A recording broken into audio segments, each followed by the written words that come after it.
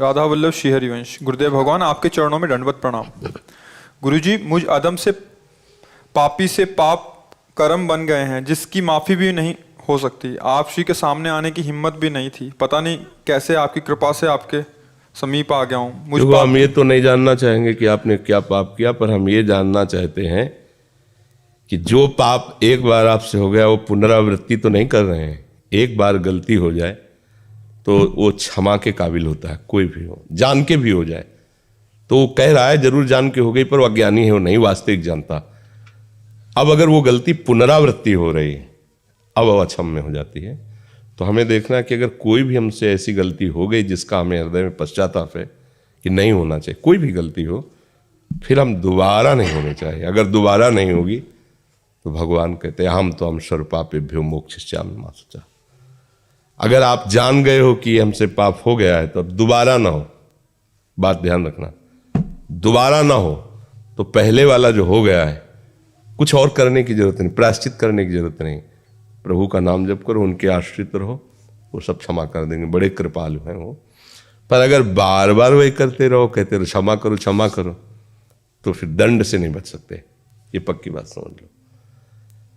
आज सत्संग में सुना कि ये सब बुरा जो मैं अभी तक कर रहा था गलत है, और आज निश्चय किया कि अब लो नशानी अब ना नसीहो, और भगवान का भजन करने लगे तो भगवान कृपा करके सब वो नष्ट कर देंगे, सब माफ कर देंगे।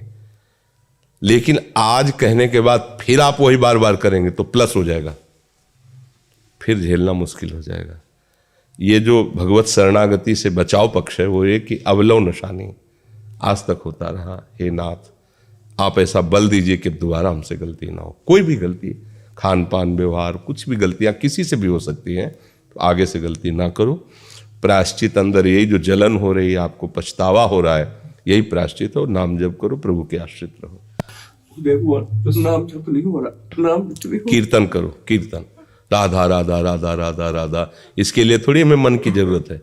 होता नहीं कि हमारा मन प्रभु में नहीं लग रहा, वो तो बहुत अच्छे साधक हैं जो मन को लगाना चाहते हैं। मन नहीं लगा पर जबान राधा राधा राधा राधा राधा रा अहो वत्सो पचतो गरियान यज्ञ भाग्य वर्तते नाम तुभ्यम। अहो माने आश्चर्य की बात है कि वो चांडाल भी परम पूजनीय हो जाता है जिसकी जिह्वा पे हरि नाम हो। तो आपको तो राधा नाम मिला जो स्वयं हरि जपते हैं, तो राधा राधा जबान से बोलो। हमारा भजन नहीं होता, वो सिद्धों का भजन होता है। भजन के लिए प्रयत्न करना होता है। हम प्रयत्न करते करते, अभ्यास करते करते जब ऐसी स्थिति को होते तब भजन होने लगता है। जब होने लगता है तो फिर रुकता नहीं। जैसे दिल की धड़कन नहीं रुकती, ऐसे भजन नहीं रुकता। अभी तो हम शुरुआत कर रहे हैं ना, तो हमारा प्रयत्न होगा इसमें। राधा राधा राधा राधा राधा। अब कहते हमसे होता नहीं, वैसी बात नहीं। देखो, इसको प्रमाद में मत डालिए। आप में वाणी में सामर्थ्य है, आप वाणी जी गाइए, आप नाम कीर्तन कीजिए। माना जप में मन नहीं लगता, लेकिन राधा राधा बोलने में राधा राधा राधा राधा राधा राधा राधा हो रहा है भजन, तो होता ना। राधा वल्लभ श्री हरिवंश, राधा हो रहा है भजन। जरूरी माला से करें, जरूरी में बंद करके करें। भाई मंत्र का कीर्तन नहीं कर सकते, नाम का तो करें, और इसको बहुत धीरे से भी गुनगुना सकते हैं। किसी भी ध्वनि में फंसा लो, हमको भजन करना है, किसी भी ध्वनि में फंसा ले और अंदर ही अंदर गुनगुना रहे, अंदर अभी आनंद आए। पर हम लोग क्या प्रमादी हैं। कुछ लोगों को भ्रम रहता है कि साधु महात्माओं को भेंट दे देंगे, फल दे देंगे, वो आशीर्वाद दे देंगे। कुछ नहीं, सब नाटक है। बिना भजन के भव से तरना असंभव। बिल्कुल प्योर बात समझ लो। विनिश्चितम बदामिते नान्यथा वचांस में बारी मथे घत होए बर सिकता ते बर तेल बिनु हरि भजन। संतों की यही कृपा होती है कि हम उनके सामने बैठकर अपने मन के संशयों की निवृत्ति करें और उनकी आज्ञा का पालन करें। बकाया सब नाटक, बात समझ लेना। फल फूल और ये वो सब, ये तो एक व्यवहार है, इसमें कुछ नहीं है। पक्की बात समझ लेना। हाथ धरवाना, पैर छूना, ये सब एक व्यवहार है, कुछ नहीं है। आज्ञा का पालन न करो, कुछ नहीं होने वाला। आज्ञा का पालन करो तो सामने जाते ही उनकी दृष्टि पड़ेगी और आपको देखेंगे, और अंदर से जो उनका प्यार आपके प्रति उदय होगा वो आशीर्वाद है। तो वो जबान से नहीं कहा जाता, वो तुम्हारी आई हुई बाधाओं को ऐसे मिस के रख देगा, नष्ट करके रख देगा। आशीर्वाद मांगने की थोड़ी जरूरत है। आप चलो, जैसे बेटा है ना, तो माँ उसको कहती है कि भोजन पाले, देख ये हलवा ये पाल, और जो पा लेती है तो माँ का हृदय शीतल होता है, क्योंकि वो माँ है। पाया आपने, सुख माँ को हो रहा है। ऐसे ही गुरु को सुख होता है जब शिष्य उनकी आज्ञा पर भजन करता है, कल्याण उसका होगा, पर गुरु को आत्म शांति मिलती कि मेरे वचनों का आदर करने के कारण इस जीव का मंगल हो गया। अब जो उसके बाधाएं पड़ रही वो अपने पावर से हटाएगा, क्योंकि आप चलना चाहते हैं ना, आप चलने के, जब आप चल ही नहीं रहे, आप विपरीत दिशा गुजार रहे, तो उनको चिढ़ लगेगी कि हम लाख बार समझाए, आप ऐसा ना करो, कर जाओ, अच्छा भोगो, जाके फिर भोगो। ऐसा माया फंसा देगी कि सामने नहीं आ पाओगे, ऐसा फंसा दे कि एक बार राधा नहीं बोल पाओगे। माया का प्रचंड रूप है, एक बार रामकृष्ण हरि नहीं बोल सकते, वो अपने पे आ जाए तो एक बार भगवान का चिंतन नहीं करने देगी। वो गुरु कृपा हो जाए तो भगवान का चिंतन क्या, भगवान स्वरूप हो जाओ, भगवान मैं हो जाओ। तो कृपा का मतलब जैसे लोगों को कहना होता है ना, जैसे ये सब नौटंकी नाटक है, इसमें कुछ नहीं है। अगर इससे हो तो लाइन से लग करके सब हाथ रखवा लो, परम पद में चले जाओ, तो अभी हम बिल्कुल तैयार हैं। जब हम घंटों बैठ करके रोगी शरीर कष्ट सहते हुए आपको उपदेश दे सकते हैं, तो 1 मिनट में यदि कल्याण हो तो हाथ रखने में क्या जाता है भैया। हम तो तैयार ही हैं, आपके जीवन के लिए तैयार है। अब हमारा जीवन आपके लिए ही तो है। जो शास्त्रों का स्वाध्याय जो संत गुरुजनों से सुना, उस बात को शोध के अनुभव करके वो आपको बताए, तो हम बताएं कि भैया ऐसे सीधे रख दें। जब आपका मंगल ही करना है तो हम आपको क्यों कहे दौड़ भाग करो, अरे ऐसे मंगल होता है, ऐसे कुछ नहीं होता ऐसे। आज तक ये सब वो जो है वो अलग बात है व्यवहार की। आज्ञा पालन करो, अभी इसी क्षण से आपका मंगल प्रारंभ हो गया। आज्ञा पालन न करो तो सब इसे नाटक कहते हैं, माया का कुछ नहीं होता।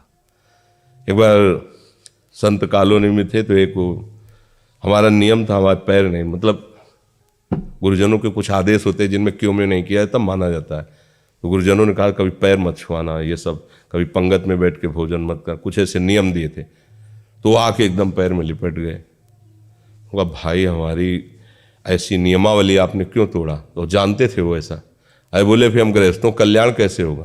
कहा ठीक बात है, अगर हमारे पैर पड़ने से तुम्हारा कल्याण हो जाता है तो हम आराम से खड़े हैं, आप जैसे चाहो पढ़ लो, लेकिन आज के बाद आपका नाम नहीं रुकना चाहिए, प्रभु का भजन नहीं छूटना चाहिए।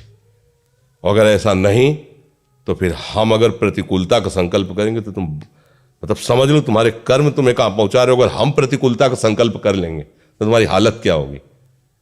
अगर तुम्हारा कल्याण इससे होता है तो चरणामृत ले लो, चलो पियो, तुम परम पद में जाओ, हमें कोई परवाह नहीं।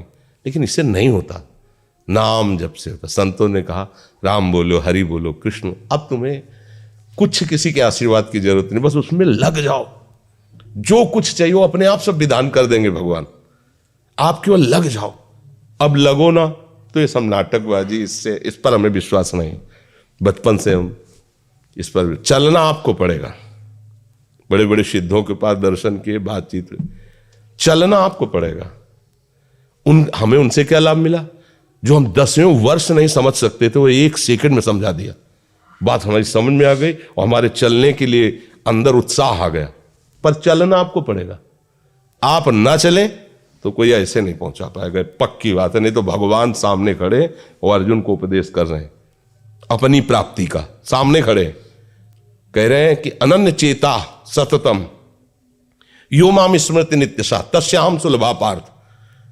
सामने खड़े हैं, ये नहीं कह रहे मेरा दर्शन कर लो सुलभ हो गया दर, मुझे तुम देखते हुए भी नहीं देख पाओगे, मेरा अनन्य चिंतन करो, उसके लिए मैं सुलभ हो जाता हूं। सामने खड़े बातचीत कर रहे हैं। आए हुए विकारों को सहो, मात्रा स्पर्श सास्तु कौन्ते शीतोष्ण सुख दुखदा, इनको सहो, ये नाशवान है, तुम मेरा साक्षात्कार कर लोगे। मतलब समझो, भगवान सामने खड़े हो, चिंतन करो। तो संत जन कहते भगवान का चिंतन करो, अगर नहीं करोगे तो नहीं समझ पाओगे, इसलिए सावधान चलो।